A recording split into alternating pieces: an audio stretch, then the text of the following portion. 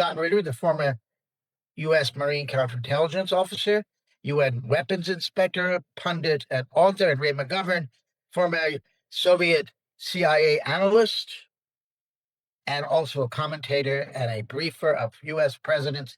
Ray and Scott, welcome back to the world this week.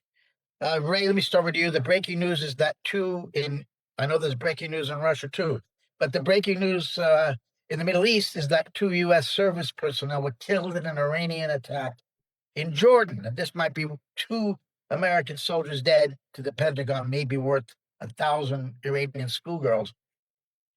On Iran, Ray, has the wars, in your view, started again for good? Well, it has started again. I was on an Arabian network just 3 hours ago, and I was asked about these two casualties, and would that trigger a violent response on the part of the United States?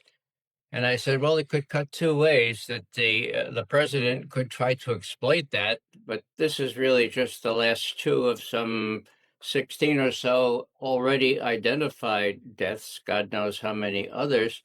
And the real danger for Trump is that people will start asking, well, what the hell were those airmen doing in Jordan? I mean, were they preventing a threat from Iran? Well, the intelligence community said there isn't any imminent threat from Iran. So what the hell were they doing there? I mean, we're really sorry for their families, but how many more people are we going to sacrifice for this alleged threat from Iran, which does not exist, and we can adduce proof that there's no threat from Iran to the United States. There is a threat perceived by Israel from Iran, and that's the whole nub of this thing. That's why Trump was misled, was cajoled by the Israeli intelligence service, Mossad, and Netanyahu personally to do this strange thing of attacking a country that will not be submissive to the United States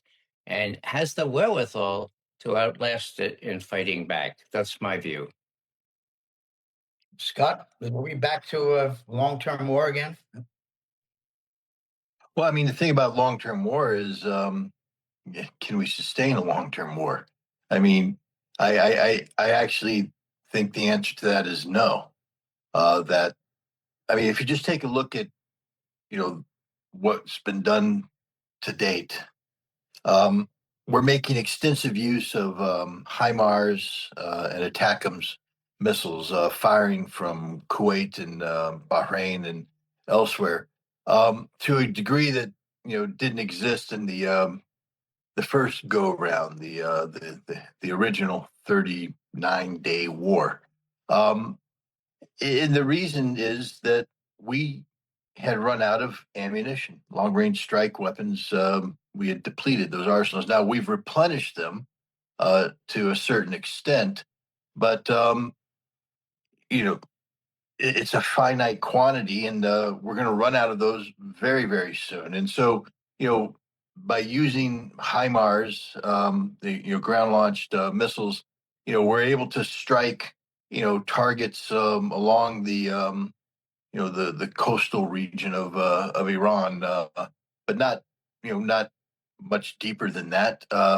Any deep targets will be struck using whatever long range precision strike munitions air delivered that we still have in the arsenal. But the bottom line is we are going to run out of ammunition long before Iran runs out of places on the ground to be attacked.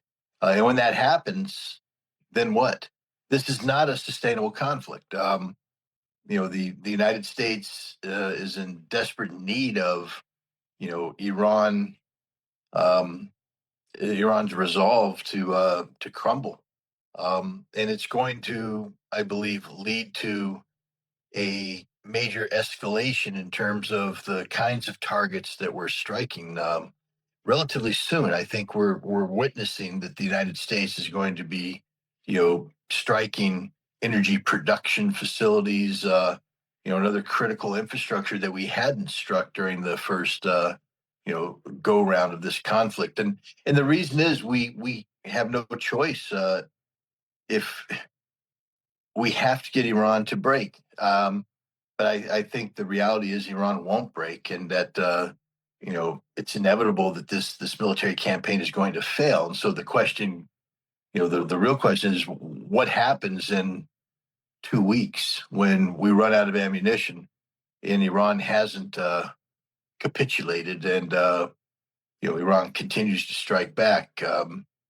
Do we suddenly revive the MOU and say, "Oh, we changed our minds. We think it's a good document now, a sound document. We want to use this to go forward." Do we negotiate a new MOU, or what happens when the Iranians say we don't want to play ball anymore? I think that we're heading into the great unknown right now, and it's this is a very dangerous game. I'll leave it with this. We need to start looking beyond simply the military aspect of this conflict and understand that what's happening right now is an unprecedented, shakeup of global energy security. And this is going to go beyond just simple disruption of fuel, fuel production and inconveniences, long gas lines to the gas station. We are talking about the kind of disruption that leads to the deaths of tens of millions of people, maybe hundreds of millions of people. To give you an example, fertilizer. Uh, you know, the oil production, the refining processes involved in Middle East oil production are responsible for producing around 25% of the world's fertilizers. The sulfur, the ammonia that are used. These fertilizers aren't reaching market, and we are looking at the potential for massive crop failure in parts of the world that can't afford to have crop failure. And this is going to lead to societal disruption, things of that nature. Nobody's thought through. Everybody's just thinking in terms of, oh, well, we're going to pay $5 a gallon for gasoline, or diesel is going to be expensive. The real threat comes when societal structures collapse. Hundreds of millions of people face imminent starvation, and we start to see the mass migration of desperate people looking for life-sustaining food. Uh, and the real threat comes what happens when West Africa decides that they need to move east and through the Sahel into North Africa and on to Europe, because that's the direction they're going to go. What happens when the stricken populations in West Asia decide that they're going to move towards Europe? Europe is at great risk here. They already have severe immigration problems. Their societies are already on the edge. This conflict, this war of choice that Donald Trump got us into, um, has the potential of killing tens, if not hundreds of millions of people, and nobody's talking about that right now. They're talking about 2 dead Americans, at least in the U.S. Now, Scott, if you recall, the barracks bombing in Lebanon caused Reagan to withdraw troops. But there's been this ethos since the first Gulf War, even before that, maybe, that American soldiers are not supposed to die in wars anymore. Only the other side. So 2 dead soldiers. How will you think Trump react? The same point that Ray raised. How do you think Trump's going to react to these 2 dead soldiers? I don't think these 2 dead soldiers are going to move the needle at all. It's not enough. Sadly, more Americans are going to have to die before the population, wakes up. But at some point in time, society is going to be feeling pain from a different vector, huge pain, giant pain, and at that point in time, I think people will be willing to sacrifice even more American life in order to make the pain go away. So I sadly don't think that the deaths of American soldiers, American service members, is going to awaken any anti-war sentiment in the United States. But it's already an unpopular war, Ray. So even that's another reason maybe why American deaths won't matter. But Iran, there was a point where Trump, when it looked like he wanted this war to end, he said that he was afraid that the global economy would collapse. He understood that if it went to the phase of bombing bridges, bombing water plants in Iran, that the Iranians will retaliate. They vowed to do it. They proved they mean what they say last time, and that they could destroy desalination plants in the Gulf states and basically empty these countries of their population and these states and cause the world what Scott was just describing, putting hundreds. He understood that. He made those statements, Trump. What happened, Ray? Why is he going ahead with the bombing of the bridges and the water plants and doing what he threatened? Well, Joe, now you're asking me the impossible. You're asking me to explain Trump in rational terms. The only thing I can conceive of is that the Israelis weighed in really hard, and so did the Israeli supporters in the United States. I mean, after all, Joe can't quit. You know, he was pretty much the second in the national intelligence apparatus in the United States, and he quit by saying, "Look, I've had a matter of conscience here, and this war was not, there was no imminent threat to the United States, and it was done at the behest of Israel and Israel's supporters here in Washington." What could be clearer? Who could have better access to this? What a miracle that a person of principle would quit. Well, those were the reasons. And Rubio explained, yes, the Israelis said they were going to attack Iran, and we had to join. Okay, so hello, that's a known quantity. And so that's the only thing I can fall back on. What bothers me most is the prospect of water desalination plants being attacked. Now, if I heard correctly, today two were, one on each side, one in Kuwait, I believe, and one in Iran. Now, there are a lot of them, but they are critical to life. I mean, you can't drink oil, you can't eat gas, and you can go to your merry death grasping gold if you like, but you can't have a country or a leadership or whatever in the Gulfies. And so what's a mystery to me is that the Gulf monarchs, so to speak, couldn't sniff the prevailing wind, for God's sake. In other words, after the first round, couldn't they see that the Iranians not only were not going to give up, but they had the wherewithal not to give up, and that Trump was in a bind because he needed that Strait of Hormuz open? Didn't they have the presence of mind to say, okay, well, look, we have to kind of reassess all this. Maybe we ought to look at the map. Yeah, let's look at the map. How far away is the? Oh, look at it, all the way over there and past the. And basic things. Who has the most weapons? So Scott has already described that. I mean, but they're so sclerotic, these Gulf monarchies, that they couldn't succumb, and so you still have attacks coming at Iran from them, and that's not going to last very much longer. And what bothers me is once you hit the water desalination plants, you got a real problem. You have a real problem with the survivability of people, much less kings and emirs and all that kind of stuff. And so somebody's got to talk some sense into Trump, which is a fool's errand up till now. But his primary problem is getting that damn Strait of Hormuz open. He openly said, that's why I signed the MOU. Sotto voce. The rest of the 14, 15 points don't matter. I just want the damn strait open. And that's how he behaved. Now, the Iranians are dead serious. They're going to retaliate, maybe not 2-for-1, but 1.5-for-1. And bottom line, they have the wherewithal to do that, as Scott has just said.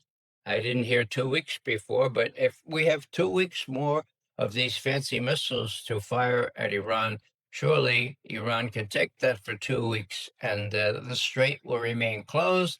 And what happens then? The kinds of things that Scott has already delineated, including massive hunger in the rest of the world. Scott, in the first Gulf War, which you played a part in, the United States did everything they could to stop Israel from participating, if I recall, even though Saddam was sending Scuds towards Israel. So here we have a situation where we've had now, this is the 8th day of U.S. strikes, and Israel has not participated, and Iran has not struck Israel. Is the same thing going on, or can you expect Israel to get involved again? Well, I fully anticipate that Israel will get involved. Look, Ray, the reason why I said 2 weeks is, I just listened to the president of the United States. He's articulated a three-phased campaign. He himself said, he expects this war to last 3 weeks. And then he described a three-phase campaign. Phase one, we're wrapping up. This is the willy-nilly targeting of anything to shock and awe, designed to show the Iranians what damage we can do. Phase two, which we're rolling into now, will be expanding to take out bridges, to take out power generation facilities, and then phase three will be to strike the critical oil production, gas production infrastructure. And when that fails, then what is left for the United States? And I believe phase four is Israel. To that Israel will then come in and expand the conflict. So I fully anticipate that Israel will be part of this conflict. From the Iranian perspective, I think there's a dynamic here that complicates the picture. It's not. I know Israel. I mean, Joe, I share the assessment of the timeline and the causal effect of Netanyahu and the head of the Mossad coming over. I think it was January or February 11th. They met in Washington D.C.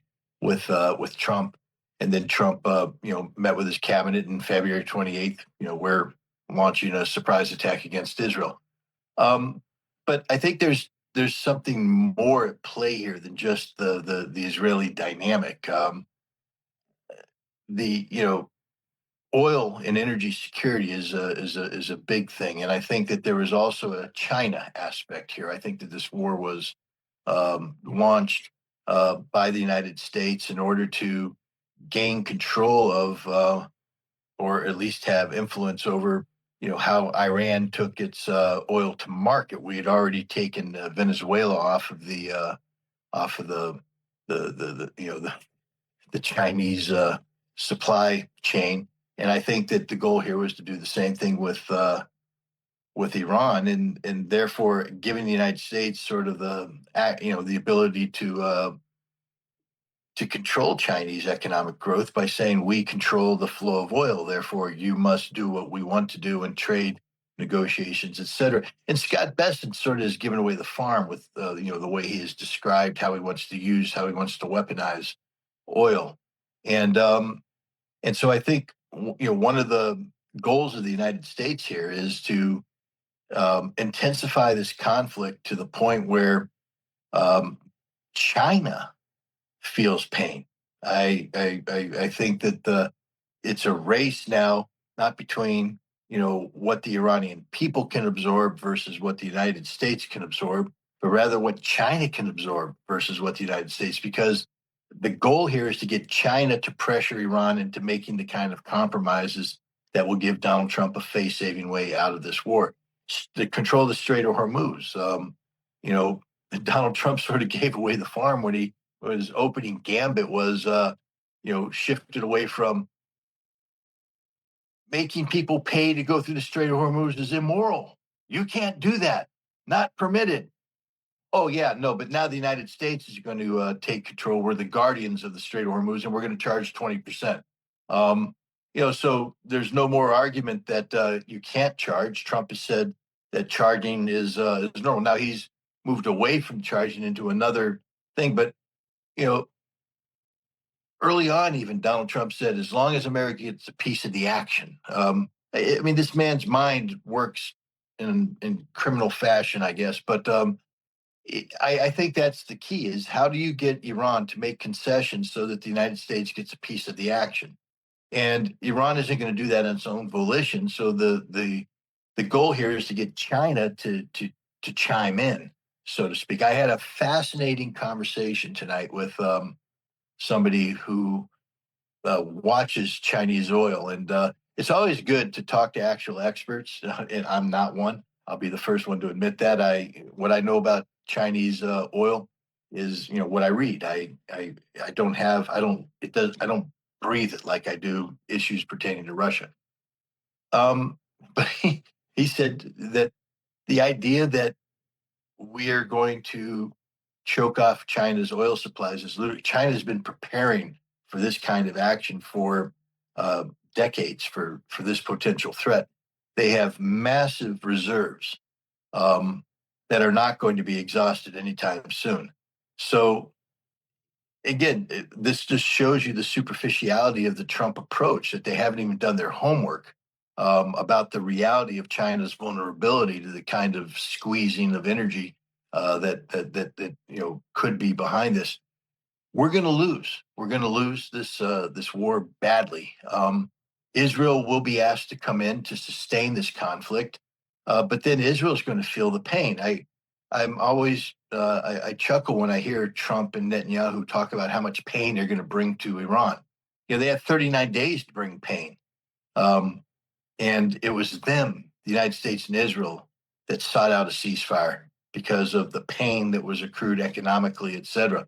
And again, the United States will run out of ammunition, and when that happens, we will have no choice but to seek an end to the conflict. It was attributed to Einstein. I don't know, who actually came up with it, but the definition of insanity is to do the same thing over and over again and expect a different outcome. And here, the United States is literally doing the same thing, and we're expecting a different outcome. It's crazy. Can we lose this war twice? Brave? Let me comment on that. I'm a sort of a journalist, current intelligence person. I do think in strategic terms, but not as much as perhaps Scott and others do. Uh, but um, the man is crazy, and everything I've seen so far is that he's not capable of having a strategy. Is he capable of deferring to the Israelis in a way that no previous presidents were? Well, yeah, he's demonstrated that. So all I can say is that I'm willing to learn about Chinese oil. I know less than Scott. It seems to me that they're already drawing on their reserves, and they have a terrific reserve in something called Russia that has more oil that they can deal with and can already supply the Chinese for a long time the oil that they need. I think the Chinese look and say, well, this guy doesn't really have a strategy. He's going to run out of whatever pizzazz he does in several weeks, and he still doesn't have the Strait open. What is he going to do then? Now, that's the question, seems to me. He's not going to get the Strait open. Is he going to try to land those Marines? The 82nd part of the 82nd Airborne? Is he going to try to seize the? What is he going to do? Uh, he's crazy enough to try anything. And when I ask other colonels that should be generals but aren't, uh, would the generals resist an order to send their troops to be massacred in the country of Iran? I get this answer. Generals? Yeah, generals. No, not a chance. The way you get to be generals is you salute, you say, yeah, yeah, yes, sir. How high should I jump? Colonels? Now, colonels would kind of revolt, say, this is crazy. I'm responsible for my men and women. I'm not going to send them to instant death. So we have a bunch uh, of people who salute smartly, and I wouldn't rule out that Trump would try something in the nature of some sort of armed invasion somewhere, hoping that this would change things. All I'm saying is that I look at the day to day.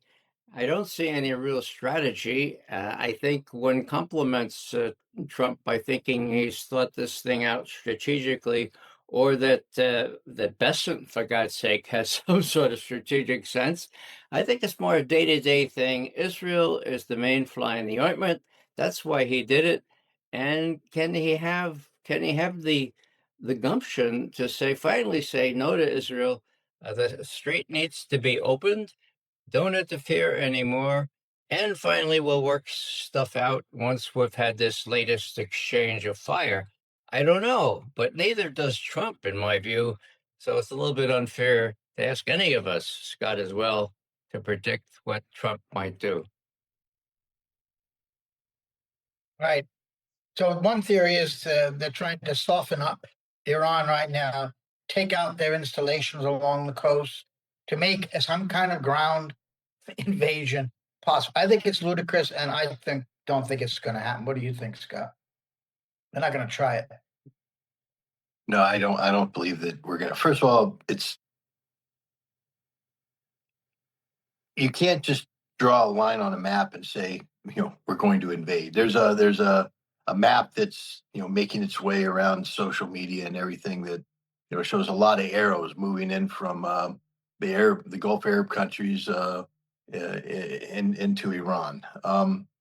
But as far as I know, we're still limited to two Marine expeditionary units. That's two battalion landing teams. Um, when you go and study, the history of major amphibious assaults, so whether D-Day or Iwo Jima or Okinawa, you always you see the Red Beach 1, Red Beach 2, Red Beach 3. Well, each Red Beach was a battalion. So if you have Red 1, Red 2, Red 3, that's three battalions abreast. That's one regiment. Then you got Red, Green, Orange Beach. That's three regiments abreast. That's a division. And then that's just to get basically a foothold ashore. We had two battalion landing teams, and what, we're going to invade Iran with two battalion landing teams. What comes after that? I mean, where's the reserves? The to advance forward. Do people understand how limited, in terms of territory that can be controlled by a battalion is? I mean, Marines are great, but they're not immortal, and they're not godlike in their capacity to do things. There are limits, and two battalions can't do very much at all, especially if they take any casualties. Where's the third battalion to come in and replace it, to work through? When in 1985, when we planned the um, amphibious seizure of Chabahar, in a scenario that had us responding to a Soviet incursion out of Turkmenistan and Afghanistan to seize a warm water port. We were talking about 60 to 80,000 Marines that would go in and seize Chabahar, then another 120 to 200,000 soldiers who would come in afterwards and create together with the Marines. We're looking a little around 200,000 ground troops, advancing through to block the Soviet advance. We don't have that capacity today. How are you going to get that number of troops into the region? We don't have that. The 82nd Airborne. Do people understand that paratroopers jump, in addition to jumping out of perfectly good airplanes? They can only bring what they jump with. Um, they run out of ammunition rapidly if they're not resupplied. Um, we don't have armored divisions ready to go. We don't have the amphibious shipping to bring armored ship divisions in. We don't have the logistics built up to do this. Anybody who's talking about a ground invasion of Iran simply doesn't know what they're talking about. Look at the force structures available. We can't do this. The best we'd be able to do is a raid. And I do believe that is something that Trump is going to do and call it an invasion, just because he's too stupid to understand. I do believe, one of the standing missions of a Marine Expeditionary Unit is to carry out raids. So I do believe that we will see, Marines launch raids against one of these islands. That means we'll go in, we'll blow things up, we'll do whatever they do, and then we leave. The raid is the only military mission that has retreat pre-planned into it.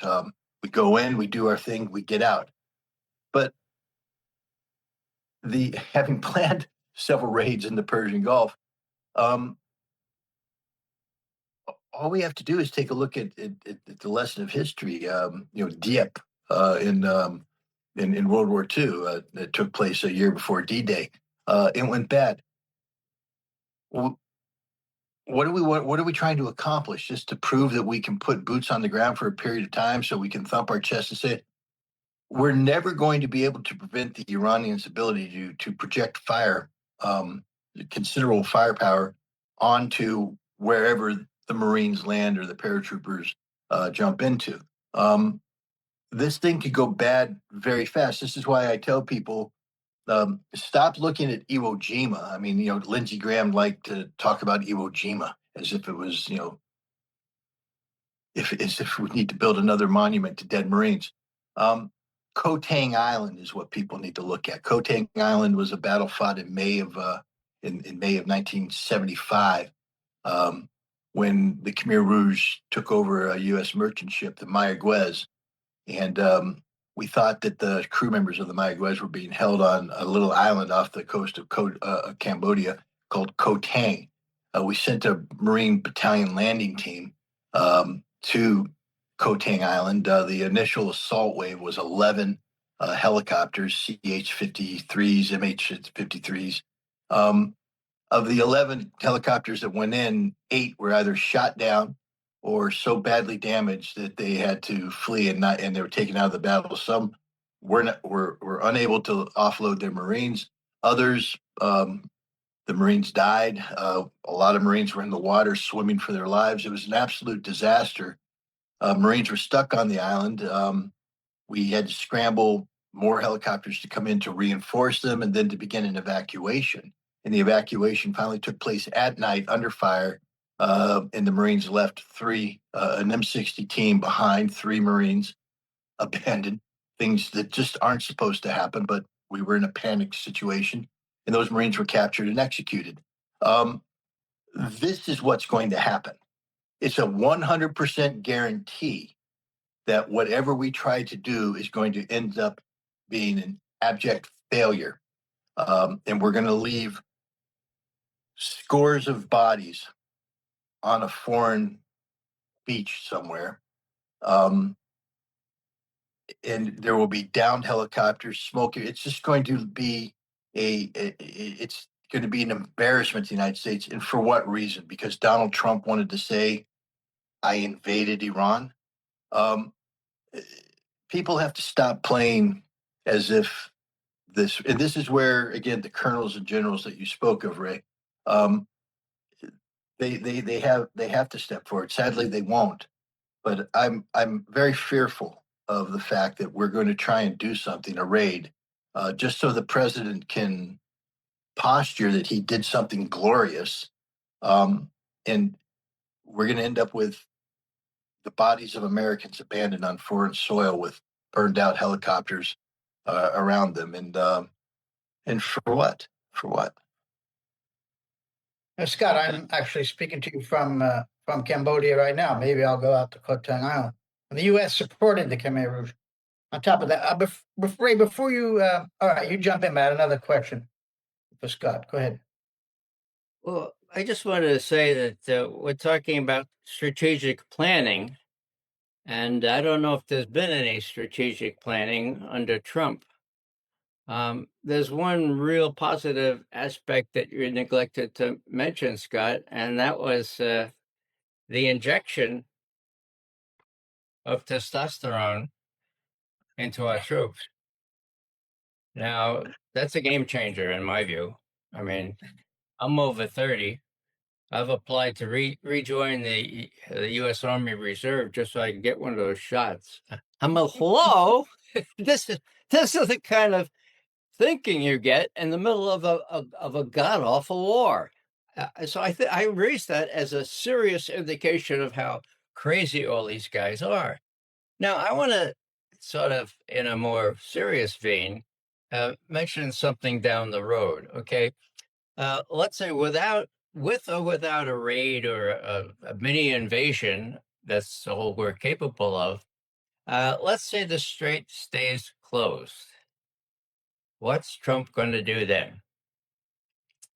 Now, John Kennedy, in that wonderful speech at the American University, said the one thing we have to guard against in this new world with major powers is for one major power to threaten the other major power with a choice between humiliating defeat or using nuclear weapons.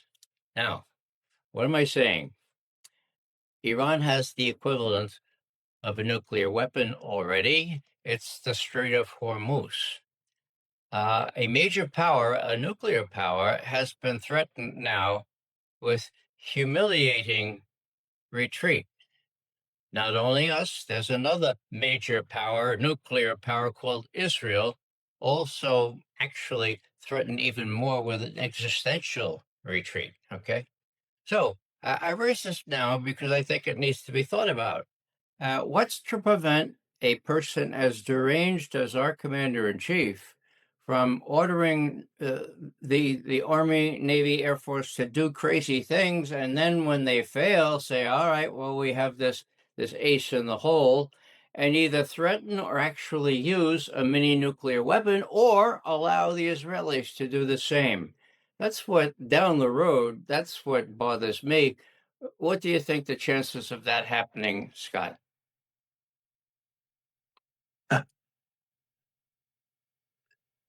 If we had any president besides Donald Trump, I would say zero. And I even with Donald Trump, according to press reports, I'm not the one who you know I'm not the source of this information. Other people have reported it, not me, so I can't sit here and say that the sourcing is 100% correct, but it's believable. Um, on two occasions in the previous go around, Donald Trump instructed the Pentagon to pair nuclear strike options for him because we had run into this very same scenario where we lost the conventional military power. We lost the ability to win this war with conventional military power, and the military chain of command came back and on both occasions, according to the reports, and said no, that's an unconstitutional order. You see, the nuclear war is there's several things that govern it. Number one of which is U.S. policy, meaning that there's a reason why we have a nuclear posture review and we have nuclear warfighting guidance and things of that nature because it establishes the parameters under which nuclear war can be fought. Um, our military is bound by the laws of war, regardless of what the Secretary of War, the current testosterone-laden Secretary of War, does. Um, the reality is that we are contrained, and to use a nuclear weapon, two issues arise. One is proportionality, and this is a factor. We are not allowed to use disproportionate force. That's by law. And the International Court of Justice, I believe, has ruled on the use of nuclear weapons and has said that it would represent a disproportional use of force, which makes it inherently unlawful. And that's so you're a military commander and you've been ordered to prepare to do something that is inherently in violation of international humanitarian law. It's an unconstitutional order. It's an awful. And the other one is distinction. I think we have to be able to distinguish between civilian targets and military targets, and it also plays into is the military objective worth the collateral damage? And in all cases, the answer is no. It's unlawful. So I still believe that the military would continue to adhere to that. That nothing had unless Iran does something precipitous, there's nothing that changes that outcome. But it's just a sad state of affairs that we have a commander in chief who would apparently already has considered the potential use of nuclear weapons. There's a place in Iran that I think most Americans probably will become familiar with in the coming weeks, and that's a place called Pickaxe Mountain. It is a underground facility that is basically invulnerable. There's nothing in our conventional military arsenal that can touch it. Um, and Donald Trump is probably going to begin. It's curious because remember he has said that the nuclear dust that we made the first time we bombed Iran is in Isfahan and stuck in tunnels. Um, but now it appears that he's starting to change his tune. Somehow it got magically transported from the Isfahan tunnels, which continue to be blocked, by the way. And now they're in Pickaxe Mountain. And there's a lot of talk about the only way that we would be able to get at Pickaxe Mountain would be through the use of a nuclear weapon. And now it becomes, now it's, I think the calculus changed a little bit because, again, if the intelligence shows that that this nuclear material is in Pickaxe Mountain, um, an assessment could be brought forward that suddenly becomes it makes the possibility of using nuclear weapons legal from a constitutional standpoint because now there is a military mission, there is an imminent threat there, and some of these check marks can be done off.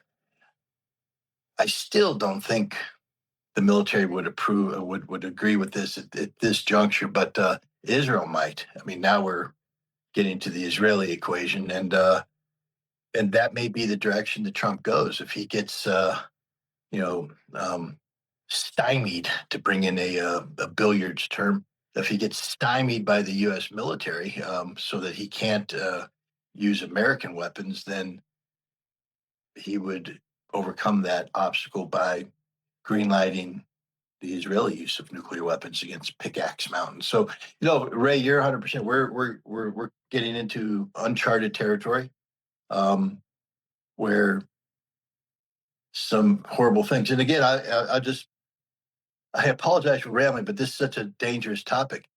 People need to understand that if we use nuclear weapons, we are disrupting the whole calculus of deterrence that has prevented the use of nuclear weapons, in the nuclear era since Hiroshima and Nagasaki. The notion that nuclear wars cannot be won, therefore they will never be fought. And that means that we will never use nuclear weapons. And the five major nuclear powers signed, reaffirmed this statement in February of 2022. If we use nuclear weapons, we just change that calculus because now what we're saying, or if we allow Israel to use, is that nuclear wars can be won. Therefore, that's why we fought it. And now we have, once we say there is a scenario under a scenario other than responding to a nuclear attack where nuclear weapons can be used, all the other nuclear weapon states can no longer allow themselves to be bound by the self-imposed restriction that nuclear wars can't be won, therefore they shall never be fought, because the United States has broken that. The United States is now saying that nuclear wars can be won and nuclear weapons will be used, and we have used them. And this changes everything, because I will tell you the Russians will probably not stand by idly. They will have to demonstrate that they too can use nuclear weapons. Maybe China would have to do the same thing. And suddenly now we're looking at a situation where, the Sergei Karaganov doctrine that he articulated in June of 2023 about, Russia striking a European city with a nuclear weapon because they believed that the United States would not trade Boston for Poznan. Well, Russia now will do what they have to. They have to demonstrate to the United States that they too can use nuclear, because that you have to bring some sort of nuclear deterrent model back into play. This is how we end the world. This is how we kill everybody on the planet, because nuclear wars cannot be won, and therefore they should never be fought. And that is the law of the land. And so once we use a nuclear weapon, it begins, however slowly at first, the inevitable tit for tat exchange that always, in every computer simulation, always ends with a full scale nuclear war with the death of all humanity. Joe, is it okay if I respond with Please, a devil's great. advocate sort of thing? You're Oh right, yeah. Scott. We agree on this, but I'm going to take a devil's advocate thing. The first thing you said was with any other president than Donald Trump. I think that makes the rest of your rationale um, more tentative. In other words, guidelines, parameters, distinctions, unlawful aspects. This president doesn't give a rat's patootie about any of those things. This president is faced, or will be faced, with a choice between humiliating defeat or using whatever else he has. Okay, so I would argue that as people like look on from the Kremlin or from Beijing, they're looking at what happens now with Trump. He's being fed lies by the Israelis. Still, they're going to assassinate you, Mr. Trump. Yep, they're going to assassinate you. What else? Well, let's see. Well, there are a whole array of things that the Israelis are feeding Trump now. And he's a very gullible guy if he's faced with the choice between humiliating defeat and heeding the Israelis. So, this business about uh, dust, nuclear, I could see the Israelis showing him pictures and saying, oh, we got a laptop computer from the Iranians, and they show the nuclear dust is in Pickaxe Mountain. Now, what's going to happen?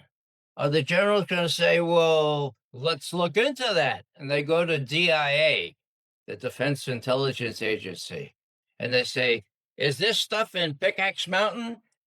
And the DIA generals say, well, we can't really tell, but the Israelis have never lied before.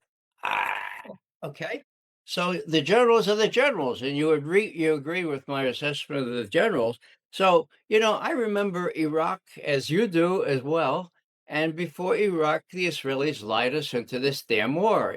Israel was the most influential thing with their Chalabi and their whole stuff from the Pentagon and the ties between Saddam Hussein and Al Qaeda and 9/11 and weapons of mass destruction, all that crap. Well, we went for it, and that wasn't even a deranged guy. That was just that was George W. Bush. You used your own adjective for that. So all I'm saying here is I'm a Russian and I'm a Chinese, and I'm looking on. And I say, my God, what what will this guy do in extremis, or what will he allow or encourage the Israelis to do? And I don't know the answer to that, but I think that's the new element because extremis is coming, humiliating defeat is coming, and as you said in your first sentence, under any other president, this would work out this way. This is a new breed of cat, so to speak. I don't know what's going to happen. Yeah, it's curious. The Russians have just come out and, in addition to saying that the United States is agreement incapable, apparently the Kremlin has done some sort of psychological assessment of this president, and they have concluded that he is emotionally unstable. It's not that he lacks cognitive capacity. This isn't the case of Joe Biden. It's that this president is emotionally unstable, therefore inherently unpredictable, and that appears to be the official, you know, Russian, take on Donald Trump. So yeah, imagine. I mean, Ray, you're briefing the president of the United States, and you say, you know, Mr. Brezhnev is emotionally unstable. I can't predict on a day-to-day basis what he's going to do. I mean, how would an American leader respond when they hear that assessment of a world leader? Because that creates so much uncertainty, and no leader wants uncertainty. Every leader wants predictability. Every leader wants to be able to come up with policy that is predictable based upon assurances of, continuity of fact and relevance. But when you're dealing with somebody who's emotionally unstable, that means that the same fact set today that produces result A will produce result B tomorrow with no changes in the fact set. The only difference is how the individual emotionally is responding to it the next day. This is uncharted territory. We're in totally uncharted territory. Yeah, Scott, you took the words right out of my mouth. I've often pictured myself as the president's daily briefer for Putin. And I come in there and he says to me, "All right, what's your assessment of Trump?" And I say, "Well, our psychological at a distance review of his says what you just said, and we have Mary Trump coming in with her own assessment. We've cranked that into the calculus. What's the bottom line? He's entirely volatile, unpredictable, and capable of anything." Okay. So, what I'm saying here is that when this is the situation, the Russians need to do a little bit more, in my view, than simply say, "Oh, a land invasion, совсем неприемлемый." Совсем is completely unacceptable. Okay. 2 days later, Wang Yi, the Chinese foreign minister, said the same thing. Okay. So, what happens if there is a land invasion? I don't think the Russians are going to send troops right in, but I think they're going to give the Iranians even more support. And I keep seeing reports that the Chinese have given Iran incredibly precision weaponry, or ways to make their weaponry very precise, and this allows for explaining how precision guided they have been over the last several weeks, if not months. So, there's a chance that bigger powers will become involved here, and it'll come to a no good end unless somebody sensible reins in Trump and says, "Look, you need the Strait of Hormuz open. This is how you do it. This is how you don't do it."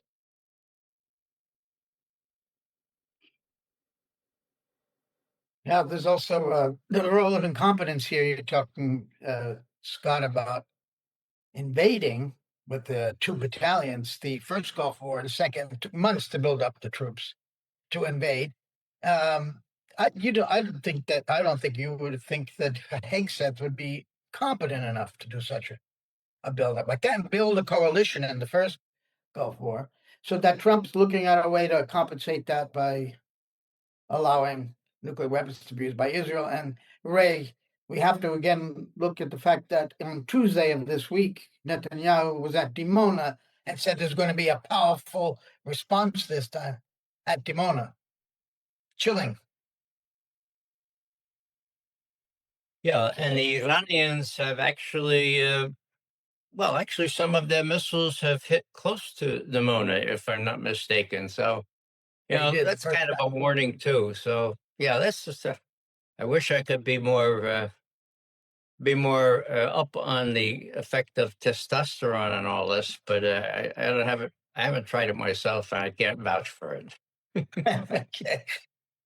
I've got to ask about Epstein, Ray, and we've discussed this before. We've mentioned it anyway, that there was always the chance that if Trump went off the Israeli reservation, that Mr. Netanyahu had a way of reminding him what information they had about him, and that they wouldn't be willing to reveal that to the public.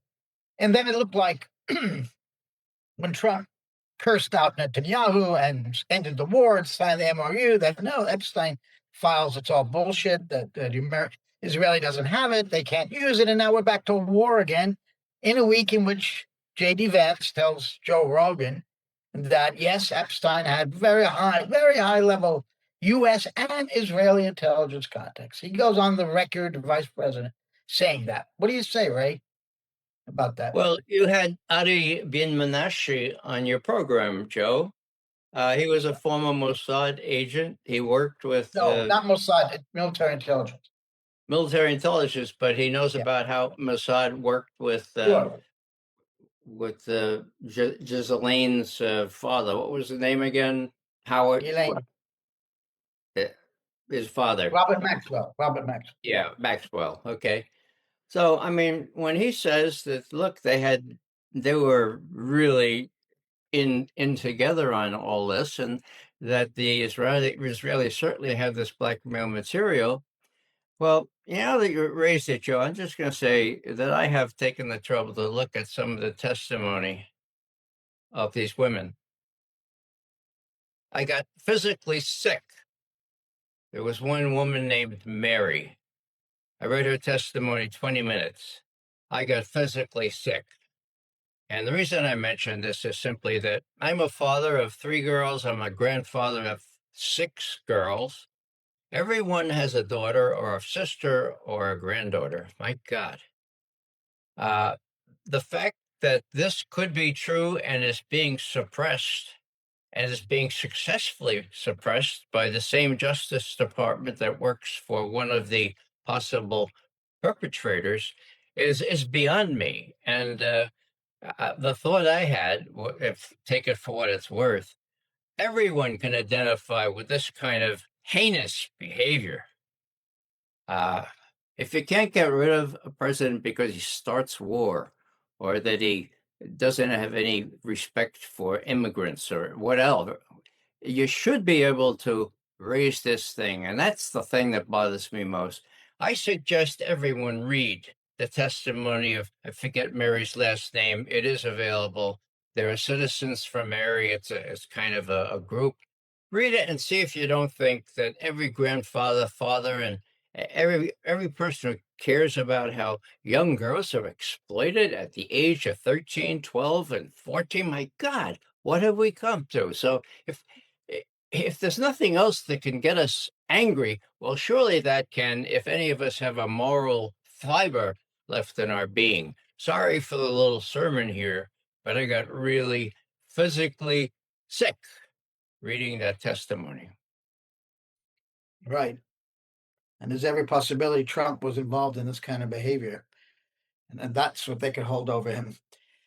Before we move on to Ukraine, I want to ask, we don't normally talk about domestic U.S. issues, but there's one that I do want to raise, the one I did in the introduction. And that is this announcement this week that there are major left-wing terrorist operations going on in the United States. And it's got to be stopped to preserve American civilization and the republic. And so I looked up statistics, and there have been 0 attacks. There have been many hundreds of prosecutions of people taking action against ICE. This is about ICE. And the New York Times, by coincidence, just this morning, on Saturday in the U.S., said that hundreds of those cases have been lost or abandoned. It's all rubbish. And we have ICE killing now in the last week 3 more innocent people.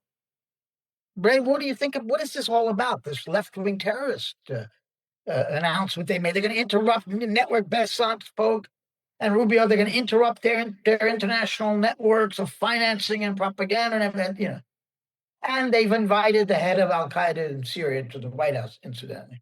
What do you say about this, Ray? You're asking me? Okay, well, Yes, there's a communist under every bed.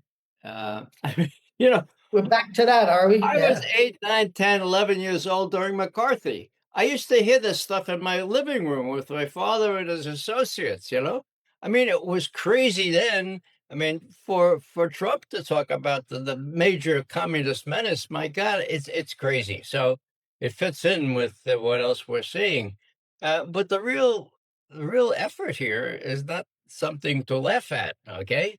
The real effort here is to enable ICE to hunt down anybody who sounds like they might be left wing. Like, oh, Joe, Lori, I got some suggestions. I got some suspicions about you, and you too, Scott. You've said some things. We've got it on record. We're going to send some ICE to your doorstep, and maybe your children will be around to let us in. And so, in other words, it's an intimidation thing, and we have the elections coming up in November, the midterms. I've been saying for a while that some of Trump's behavior, like picking a fight with the Pope, for God's sake, betrays a nonchalant attitude toward the elections. Uh, in my view, Trump has other plans for the elections. He's got counsel from various people, some of which who have come out openly to fix the situation so the elections will be coming out right. And so it doesn't surprise me at all that he would be preparing ICE, preparing the people now in the months before to tolerate ICE and the National Guard when he can get them. And maybe if he asks Hexeth for active duty military people, Hexeth will say, oh, yeah, I'll send a battalion from Quantico or whatever. Okay. So that's my fear. I think the midterms are in danger. And that would be a interesting clausura for our 250th year anniversary, wouldn't it be? The Republic would be in real dire straits right then. So that's why I think this is all about left wings, communists. It's really us that they're after. I don't know if they call us left wings, but they're after us and they got ICE to enforce it. Yeah, they're going to go after nonprofits too, Besant said. It's as if the ghost of J. Edgar Hoover is rising out of the congressional cemetery and infecting minds again in Washington. Do you have any thoughts on this, Scott? I mean, I'll echo Ray's concerns. The midterm elections are a major driver here. Let's just be straight up. Trump understands the consequences of losing these elections. Even though he's not on the ballot, it's all about him. If he loses the House, he will spend the next 2 years fighting articles of impeachment nonstop. The Democrats will never stop. We will, it'll just be a paralysis of procedure. If he loses the Senate by, any margin, now he has a chance of conviction, and this will be the end of Donald Trump. I mean, if he's convicted, he not only will be removed from office, but the Trump legacy will be it will come crashing down. The Democrats, unfortunately, I don't believe are behaving rationally either. I think there's so much revenge built into their modus operandi that we are going to see, down the road, just this cyclical political violence that's going to be played out. Right versus left, and who knows where it leads. But some of the foreign policy decisions, national security decisions that Donald Trump is making vis-a-vis the Middle East are such that the consequences would normally precipitate a negative result at the polls.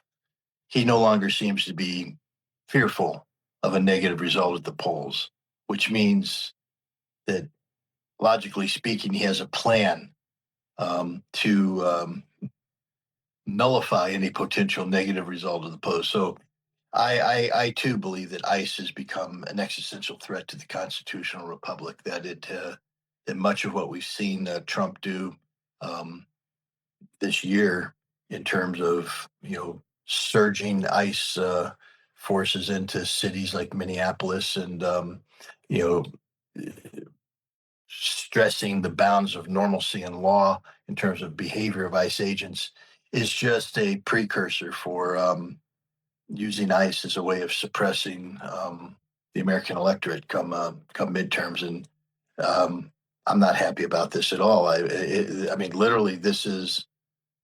I just have to be careful what I say, because I believe in the Constitution. I believe in protecting the Constitution, defending the Constitution, um, and I feel the Constitution is very much at risk right now. Joe, let me add a note of hope here from the past.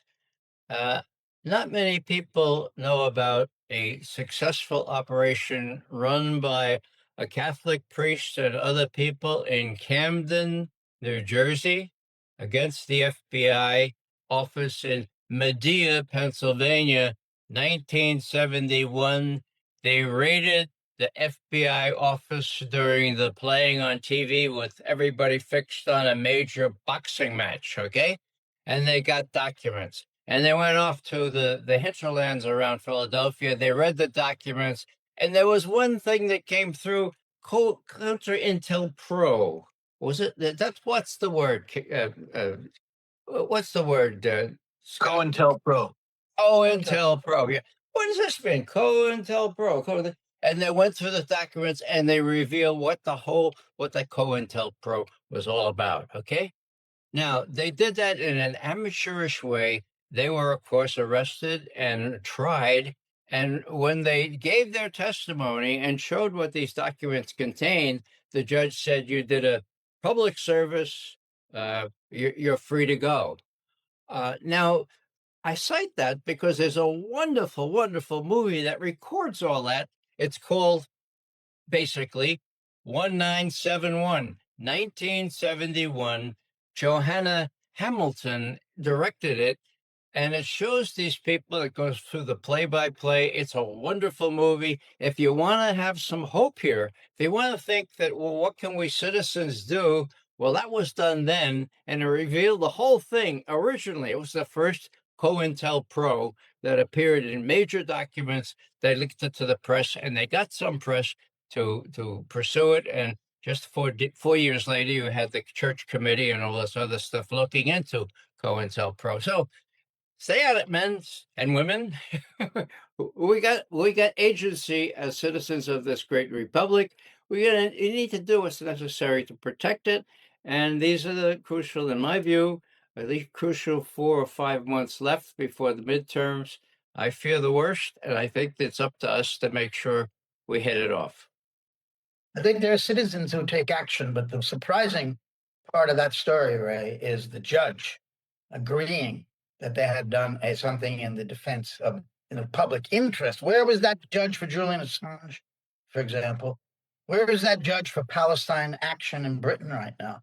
These judges, that's an unusual judge. And I think without one, it's hard to imagine this happening again. But this COINTELPRO 2.0 is the title of the article we republished this morning from Caitlin Johnstone, in which she's explaining this nonsensical left-wing terrorism outcry coming from an administration that had invited the former head of Al-Qaeda, who's now the president of Syria, into the White House. They're the ones who are concerned about terrorism. Joe, let me just say that as soon as I saw your article this morning that was published on COINTELPRO, I sent a quick email to Johanna Hamilton, the director of this 1971 movie, and said, "Johanna, now is the time. We need to have some hope, show what citizens can do, resurrect the movie, and get it around and about." And I hope she's able to do that. I haven't heard back from her yet. Well, I've not seen it, and I will. Maybe we can invite her on the show to talk about that. That's an important story right now. So I think it's time to move on to Ukraine. Let me start with you, Scott. What is the significance of the sacking of Mikhail Fedorov, the defense minister? Everybody's praising as like the greatest thing since, I don't know, since George Washington. So tell me, why did it happen, and what are the consequences? Real world consequences in the battlefield, by the way.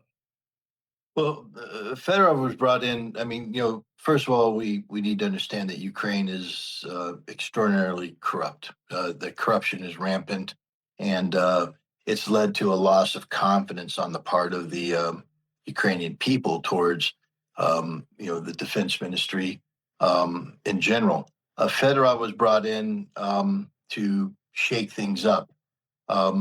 He was somebody who was working with the West, with Western intelligence services, to breathe life into what we're seeing today, this massive drone campaign. Fedorov had basically sold Ukraine on the new strategy of long-range sanctions, our medium and long-range attacks that Zelensky talks about, to bring the pain to Russia, as a way of reminding the Russians that there are consequences for this war that can only be brought to an end by Russia coming to the negotiating table. There's a very assertive approach that was taken out. It's a very expensive approach. I understand that a significant amount of resources were diverted into this drone campaign. But this was his thing, that we're not going to have cemeteries full of dead Ukrainian boys anymore. We're going to come in and fill up Russian cemeteries with dead Russians using drones and AI. Artificial intelligence is going to solve everything. It's the new way. And then the West and Ukraine launched this massive, massive information warfare operation about drones. And we see it playing out today. Just look at the domination of you know, of reports about, how the Ukrainian drones are blowing up, oil refining capacity, and they blew up a wild berries warehouse, and they blew up, and there's flames and there's smoke, and the Russians are being defeated, and they've shut down Kherson, and Crimea is in disaster, and the drones are winning the war. Drones aren't winning the war. It's all crap.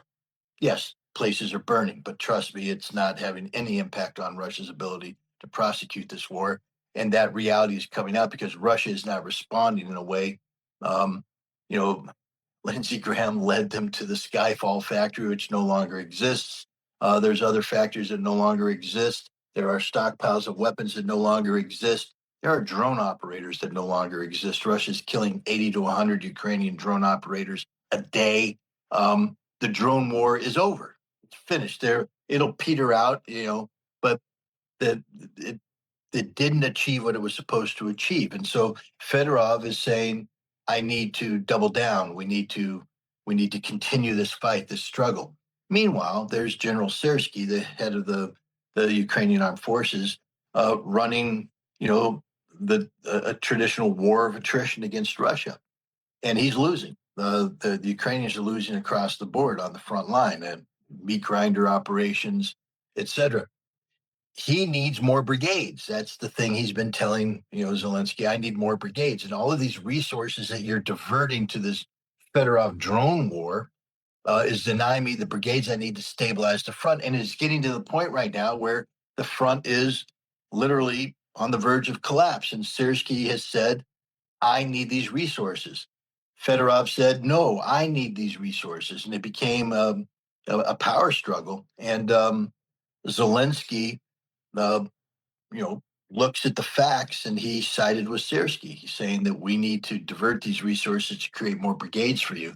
But there's a political component because the Ukrainian people are just tired of the meat grinder, and Sersky is nothing but a meat grinder guy.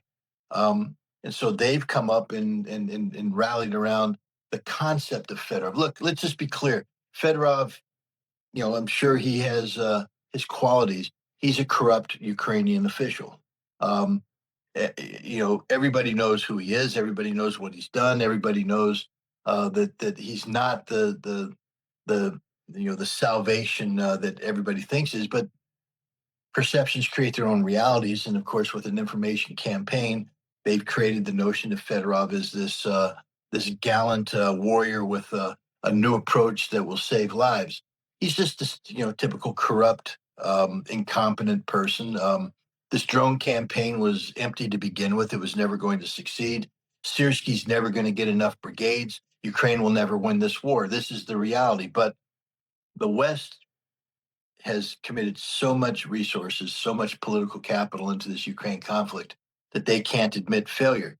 Right now, we're going to see this kind of full court press going up through September 20th. That's a very important date. That's the State Duma elections in Russia, where the West is posturing that united Russia, the party that is in power today in the Duma, major supporter of Putin, even though he's not a member of the party, that united Russia is going to get swept out of the Duma.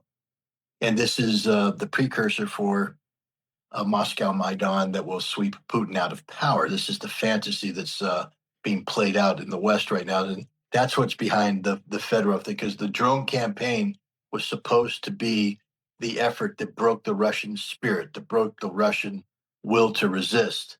And and the Ukrainians had bought into that hope. But again, I just got back from Russia, and I've been speaking. The notion that United Russia is going to do bad because of these drone strikes. Anybody who believes that, they just don't know Russia. They don't know how Russia operates. If you think that the Russian people are going to abandon their leadership in war, um, you don't know the Russian people.